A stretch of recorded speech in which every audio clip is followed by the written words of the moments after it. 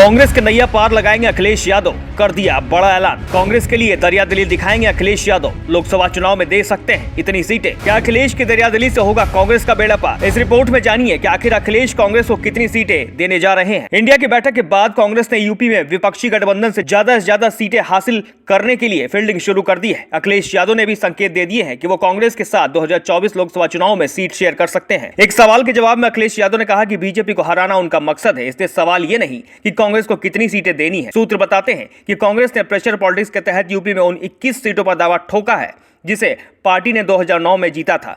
तब मनमोहन सिंह के नेतृत्व में कांग्रेस ने केंद्र में दूसरी बार सरकार बनाई थी, मगर पिछले 10 साल में गंगा में काफी पानी बह चुका है। राजनीतिक हालात भी बदल गए हैं। ऐसे में 21 सीटों के दावे को मानना समाजवादी पार्टी के लिए आसान नहीं है। यूपी विधानसभा चुनाव 2017 में कांग्रेस और सपा ने उत्तर प्रदेश में गठबंधन किया था, मगर बीजेपी की प्रचंड लहर में अखिलेश यादव और राहुल की सियासी दोस्ती कमाल नहीं दिखा पाई। चुनाव के बाद समाजवादी पार्टी ने बताया कि जमीन पर कांग्रेस के कार्यकर्ताओं की कमी के कारण हार का सामना करना पड़ा। इसके बाद से अखिलेश कांग्रेस से दूरी बनाकर रहे। कांग्रेस भी उसके बाद के 2 चुनाव में समाजवादी पार्टी से दूर ही रही।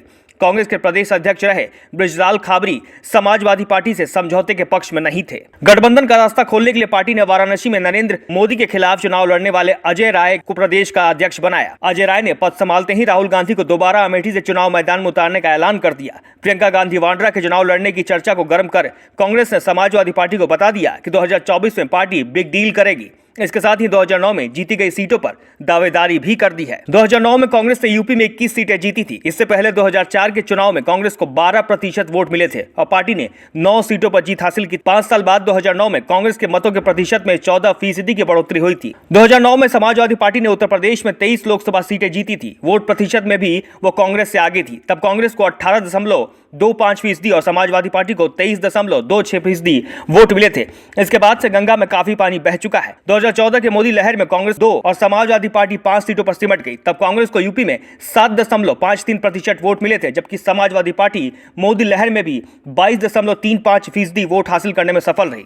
71 सीट जीतने वाली बीजेपी को 42.63% वोट मिले थे। 2019 के चुनाव में भी कांग्रेस का प्रदर्शन निराशाजनक रहा। उसे सिर्फ 4.24% वोट मिले। राहुल गांधी अमेठी से हार गए और यूपी में सिर्फ सोनिया गांधी ही कांग्रेस की कैंडिडेट रही, जिन्हें जीत नसीब हुई। वो अपनी परंपरागत रायबरेली लोकसभा सीट से जीती। बहुजन समाज पार्टी के साथ चुनाव लड़ने वाले समाजवादी पार्टी गठबंधन को 19.43% वोट मिले थे।